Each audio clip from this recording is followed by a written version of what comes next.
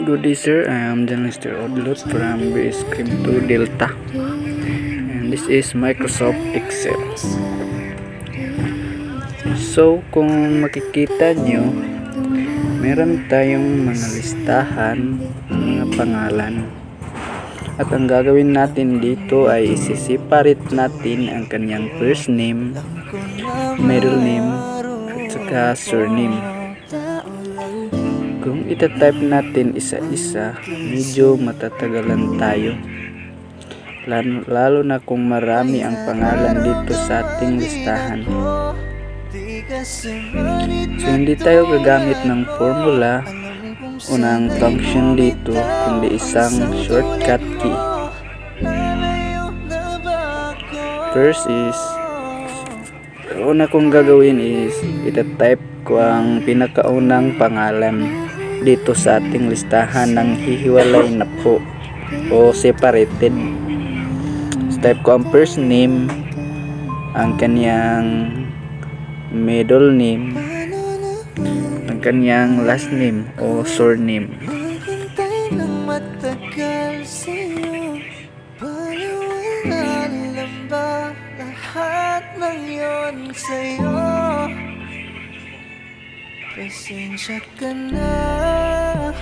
At dito na natin gagamitin ang shortcut key. So, ilalagay lang natin dito sunod na cell at itatype natin ng sabay ang Control E. So, yan. Mapapansin nyo na lahat ng mga first name is nandyan na sa column.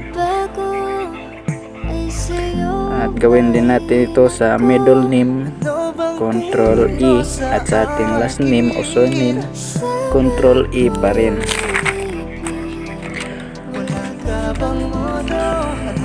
Ganun lang po kadali, ganun lang kasimple. Pero naman kung meron tayong listahan na kung saan magkahiwalay na po ang first name, middle name at surname, at gusto naman natin itong pagsama-samahin sa isang cell,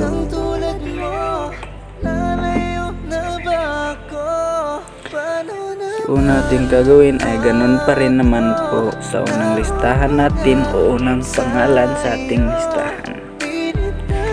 Itatype natin ng buo.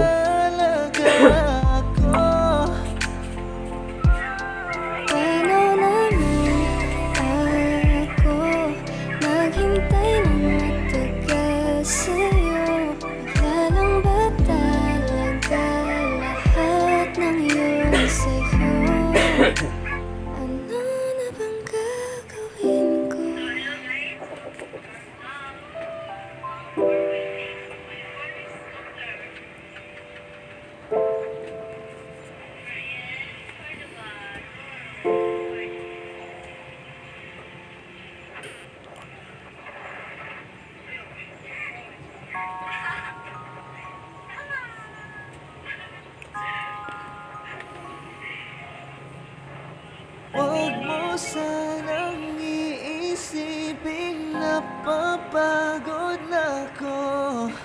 Di ako apurado pero sa'yo ano ba? Gusto ko lang naman makasigurado. Matagal na panahon nakitang balak tanungin. May pag-asa ba ko, bakit di pa sagutin? Sabihin mo ano pa ba ang dapat kong gawin? Bukod sa araw-araw kitang dapat mahalin. Ang amo ng iyong mukha sa first look, nung una kitang makita sa Facebook. Kakaiba pa ang iyong pangalan, para bang hirap mong hawakan.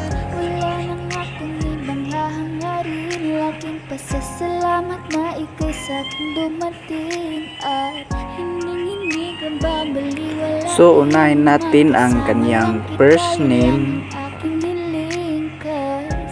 Ilang araw ka nang hindi dumadalaw. Alam mo bang hinahanap kita araw-araw? Gabi-gabi ako hindi mabakali.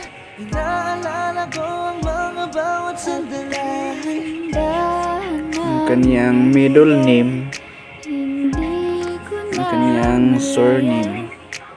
ikaw pala. So, ganun pa rin po, lagay natin dito sa pangalawa o sa sunod na cell at Control E. So, lahat po ay magkakasama sa isang column. Kahit anong gawin, limutin ka, hindi na nasa isip ko. Kasi di ko na matiis, love.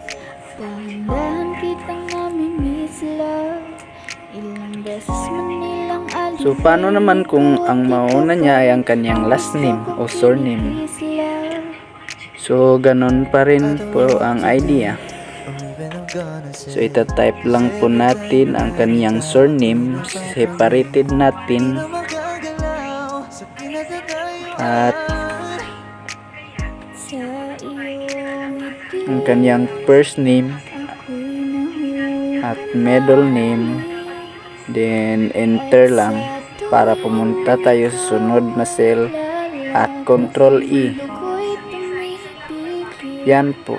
So, automatic na pong magkakaroon ng kama lahat po ng mga pangalan na nandito.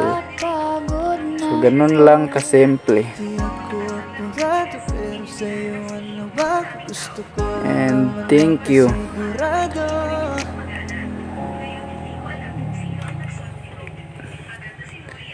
And that's all